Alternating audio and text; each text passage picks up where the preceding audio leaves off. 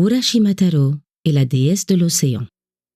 Il y avait autrefois, au pays de Tango, une bourgade du nom de Mizunue.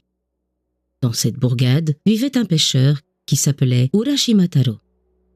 C'était un homme vertueux, au cœur sensible et bon qui, dans sa vie, n'avait jamais fait ni souhaité de mal à personne. Taro revenait un soir de la pêche. La prise ayant été abondante, il rentrait satisfait et joyeux. Sur le rivage, il aperçoit une bande de petits garçons qui semblaient prendre un malin plaisir à tourmenter une petite tortue trouvée sur le sable. Taro n'aimait pas que l'on fît souffrir les bêtes. Il eut pitié de la tortue. S'approchant des enfants et s'efforçant de donner à sa voix un ton impérieux, « Que mal vous a donc fait, dit-il, cette innocente créature pour la tourmenter de la sorte? Ignorez-vous que les dieux punissent les enfants qui maltraitent les animaux? » « Mêlez-vous donc de ce qui vous regarde, répond insolemment le plus âgé de la troupe. Cette tortue n'appartient à personne. Nous sommes libres de la tuer si cela nous fait plaisir. Vous n'avez rien à y voir. Le pêcheur comprend qu'aucun raisonnement n'aura de prise sur ces cœurs sans pitié. Il change de tactique et, d'un ton plus radouci, « Allons, ne vous fâchez pas ainsi, mes enfants. Je n'avais pas l'intention de vous gronder. Je voulais vous proposer un marché. Voulez-vous me vendre cette tortue? Je vous en donne 20 sous. Cela vous va-t-il? 20 sous. C'était une fortune pour ces marmots. Ils acceptent sans hésiter. Taro leur donne donc 2 petites pièces blanches. Aussitôt, il court au village acheter des gâteaux. Resté seul avec la tortue, qu'il a conscience d'avoir arrachée à une mort certaine, le brave pêcheur la soulève dans les mains et lui dit en la caressant « Pauvre petit animal, le proverbe te donne 10 000 ans d'existence, tandis qu'il n'en accorde que 1000 à la cigogne. Que serais-tu devenu sans moi? Je crois bien que tes 10 000 ans auraient été considérablement écourtés, car ils allaient te tuer, ces vauriens. Allons, je vais te rendre ta liberté. Mais à l'avenir, sois prudente, et surtout, ne retombe jamais plus dans les mains des enfants. » Cela dit, il dépose la tortue sur le sable et la laisse aller. Puis, jouissant de la pleine satisfaction que procure toujours un bon acte accompli, il retourne en sifflant à sa demeure. Ce soir-là, la soupe lui parut meilleure et son sommeil fut plus léger. Le lendemain matin, Taro, s'étant levé de bonne heure, part pour la pêche, selon son habitude. Le voilà qui gagne le large, monté sur sa petite barque. Il va jeter son filet. Tout à coup, il perçoit dans l'eau un clapotement étrange. « Monsieur Urashima » fait une voix derrière lui. Le pêcheur se demande qui peut bien, à cette heure matinale, l'appeler par son nom. Il regarde autour de lui, mais il ne voit personne. Croyant s'être trompé, il se dispose de nouveau à commencer sa pêche. « Monsieur Urashima » répète la même voix. Taro se retourne une seconde fois. Quelle n'est pas sa surprise d'apercevoir, tout près de la barque, la petite tortue, la tortue dont, la veille, il avait sauvé la vie. « Oh, c'est donc toi qui m'as appelé ?»« Oui, c'est moi, monsieur Urashima. Je suis venu vous dire bonjour et vous remercier du service que vous m'avez rendu hier soir. » « Voilà qui est bien aimable de ta part. Voyons, que pourrais-je t'offrir? Si tu fumais, je te passerais volontiers ma pipe. Mais tu ne dois pas fumer, toi. »« Non, je ne fume pas, monsieur Urashima. Mais si ce n'est pas trop d'indiscrétion, j'accepterai avec plaisir une tasse de saké. »« Du saké? Tu bois donc du saké? C'est bien heureux. J'en ai justement ici une petite bouteille. Il n'est pas de première qualité, mais il n'est pas mauvais tout de même. Voici. » Et le pêcheur, emplissant une tasse, la passe à la tortue, qui l'avale d'un trait. Puis, la conversation, un instant interrompue, continue de la sorte. « En veux-tu une seconde tasse? »« Non, merci, monsieur Urashima. Une seule me suffit. À propos, avez-vous déjà visité le palais d'Otorime, la déesse de l'océan? » « Non, pas encore. J'ai justement l'intention de vous y conduire aujourd'hui. Comment? Tu veux m'y conduire? Mais il doit être bien loin, ce palais. D'abord, je ne sais pas nager comme toi. Comment veux-tu que je te suive? Oh, il n'est pas nécessaire de savoir bien nager, monsieur Urashima. Vous n'aurez même pas à nager du tout. Vous allez monter sur mon dos. Je vous porterai moi-même. Monter sur ton dos? Mais tu n'y penses pas, ma petite tortue. Quand bien même tu serais 10 fois plus grosse, il serait impossible à un homme comme moi de monter sur ton dos et de s'y tenir sans danger. Ah, monsieur Urashima, vous trouvez que je suis trop petite? C'est bien. Attendez une seconde, vous allez voir. Et voilà que la petite tortue se met à grossir. À grossir. Elle devient aussi grosse que la barque du pêcheur. Celui-ci, frappé de ce prodige, n'hésite plus. Il monte sur le dos de l'animal, s'y installe à son aise. Et la tortue l'emporte vers le palais d'Otohime, la déesse de l'océan. Au bout de quelques heures, Taro aperçoit dans le lointain un immense monument. « Quel est ce monument ?» demande-t-il à la tortue. « C'est le portail du palais », répond-elle. Et à mesure qu'ils approchent, le portail semble grandir et se teinter de couleurs brillantes. Ils arrivent enfin. La tortue dépose son cavalier sur du sable, dont chaque grain est une perle. Le pêcheur peut voir alors que le portail est en or massif, incrusté de pierreries. 2 énormes dragons en gardent l'entrée. Ils ont un corps de cheval, une tête et des griffes de lion, des ailes d'aigle et une queue de serpent. Leur aspect est terrible. Néanmoins, c'est d'un regard plein de douceur qu'ils fixent le nouvel arrivé. La tortue seule avait pénétré sous le porche. Elle en sortit bientôt, accompagnée d'une multitude de poissons. Il y en avait de toutes les grandeurs et de toutes les formes. Chacune des espèces que referme l'océan était représentée.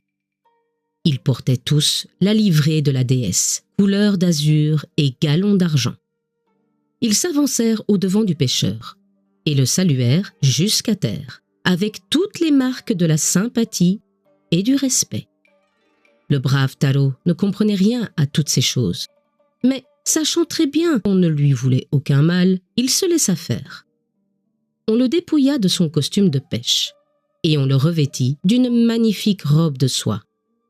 On lui attacha aux pieds des pantoufles de velours. Puis un page charmant, le prenant par la main, l'introduisit dans le palais. S'appuyant sur une rampe d'ivoire, il monte les 7 degrés d'un escalier de marbre. Il arrive devant la porte en bois d'acajou sur laquelle scintillent des émeraudes. Elle s'ouvre d'elle-même et Taro pénètre dans l'appartement de la déesse. C'est une salle immense, dont le plafond en corail est soutenu par 20 colonnes de cristal. De nombreuses lampes en vermeil y donnent une douce et brillante lumière. Les parois sont en marbre parsemé de rubis et de pierreries diverses. Au milieu de toutes ces merveilles, assise sur un trône de diamants, orné de ses plus riches parures, et environnée de toute sa cour, se tient Otohime, la déesse de l'océan. Elle est extraordinairement belle, plus belle que l'aurore à son lever. Lorsque Taro la vit, elle le contemplait avec son plus gracieux sourire. Il voulut se prosterner. La déesse ne lui en laissa pas le temps. Se levant de son trône, elle s'avança vers lui, majestueuse et aimable, et lui prenant affectueusement les mains. « Soyez le bienvenu, » dit-elle. « J'ai appris que, hier soir, vous aviez sauvé la vie à l'un des sujets les plus vénérés de mon empire. J'ai voulu vous en exprimer de vive voix ma sincère reconnaissance, et voilà la raison pour laquelle je vous ai fait venir ici. » Taro ne savait que répondre. Il se tut. Alors, sur un signe de la déesse, on le fit asseoir sur un coussin en soie, cousu de fil d'or. On lui apporta une petite table en ivoire, sur laquelle étaient posés, dans des plateaux de vermeil, toutes sortes de mets appétissants. Taro fit un repas, comme il n'en avait jamais fait depuis qu'il était au monde. Quand il eut fini de manger, la déesse le conduisit voir les diverses parties de son palais. Le pêcheur marchait de surprise en surprise, d'éblouissement en éblouissement. Mais ce qui le frappa le plus, et mit le comble à son admiration, ce fut le jardin. Il y avait là 4 parterres immenses. Chacun représentait l'une des 4 saisons de l'année. À l'est, c'était le parterre du printemps. D'innombrables pruniers et cerisiers en fleurs s'élevaient au-dessus d'un verdoyant gazon. De nombreux rossignols y modulaient leurs délicieuses romances. Des alouettes y faisaient leur nid. Au sud s'étendait le parterre de l'été. Là, des pommiers et des poiriers, dont les branches pliaient sous le poids de leurs fruits. Des cigales y remplissaient l'air de leurs cris assourdissants et monotones. Il y régnait une grande chaleur, tempérée par un doux zéphyr. L'automne était représenté par le parterre de l'ouest. Le sol y était couvert de feuilles jaunissantes et de bouquets de chrysanthèmes. Enfin, le parterre de l'hiver était au nord. C'était un immense tapis de neige entourant un étang de glace. Taro passa 7 jours dans ce palais enchanteur. Fasciné par toutes les merveilles qui s'offraient à ses regards, charmé de la bonté que lui témoignait la déesse et du bien-être qu'il éprouvait auprès d'elle, il avait oublié son village. Il ne songeait plus à son vieux père, à sa femme, à ses enfants, à sa barque, à ses filets. Un jour pourtant, il s'en souvint, et la tristesse le prit. « Que doit penser mon père, se dit-il, d'une si longue absence ? Combien ma femme et mes enfants doivent être inquiets et attendre mon retour. Ils me croient peut-être mort, englouti au fond de l'océan. Et ma barque, qu'est-elle devenue? Et mes filets ?» Alors, Taro résolut de partir. Il en parla à la déesse. Celle-ci essaya bien de le retenir encore, mais toutes ses instances demeurèrent infructueuses. Ce voyant, la belle Otohime le prit à part dans sa chambre secrète et, tirant du fond d'un coffre une petite boîte en laque, elle la lui donna en disant « Puisqu'à tout prix vous voulez partir, monsieur Urashima, je ne vous retiens plus. Tenez, emportez cette boîte comme souvenir de moi et de votre séjour ici. Mais promettez-moi que, quoi qu'il arrive, vous ne l'ouvrirez jamais. Monsieur, retenez bien mes paroles. Le jour où, cédant à une curiosité coupable, vous ouvrirez cette boîte, vous êtes un homme mort. » Taro accepta le présent avec beaucoup de reconnaissance. Il promit que jamais il n'ouvrirait la boîte, quoi qu'il puisse arriver. Puis la déesse l'embrassa sur le front, elle l'accompagna jusqu'au seuil de sa porte, et ils se séparèrent. Le pêcheur remonta sur le dos de la tortue, et celle-ci le ramena au rivage. Taro est de retour. Mais comme tout a changé pendant son absence, les arbres qui se trouvent à l'entrée du bourg ne sont plus ceux qu'il était habitué à y voir. Le village s'est agrandi. Il y a des maisons nouvelles, des maisons comme il n'en a jamais vu de sa vie. Quel n'est pas son étonnement de ne plus retrouver aucune de ses connaissances. Tous les visages qu'il rencontre lui sont entièrement inconnus. Ne comprenant plus rien à cette soudaine métamorphose des hommes et des choses, Taro ne sait que penser ni que croire. Il lui tarde de retrouver son père, sa femme et ses enfants pour apprendre de leur bouche le pourquoi de ce qui l'étonne. Il se dirige vers sa demeure. Là, sa surprise redouble. C'est bien cette maison qu'il a quittée il y a 7 jours. Mais elle tombe en ruine. Il s'approche et jette un coup d'œil à l'intérieur. Il n'y voit aucun des objets qui lui étaient familiers. Il n'y trouve ni son père, ni sa femme, ni ses enfants. Sur la natte, un vieillard est assis, les bras appuyés sur le bord du brasero. Mais ce vieillard n'est pas son père. Taro va défaillir sous le poids d'une émotion trop forte. Il se contient pourtant encore. « Bon vieillard, » demande-t-il d'une voix étouffée, « il y a 7 jours que j'ai quitté ce village. tout y a changé depuis. Cette maison est à moi, et je vous y trouve, vous, un inconnu. Où sont donc mon vieux père, ma femme et mes enfants que j'ai laissés ici ? Jeune homme, répond le vieillard, qui croit avoir affaire à un fou. je ne sais ce que vous voulez dire. Qui êtes-vous donc? Quel est votre nom? Je suis Urashima Taro, le pêcheur. Urashima Taro? S'écrie le vieillard au comble de la surprise. Mais alors, vous êtes un fantôme, un revenant, une ombre. J'ai souvent, en effet, entendu parler d'un certain Urashima Taro.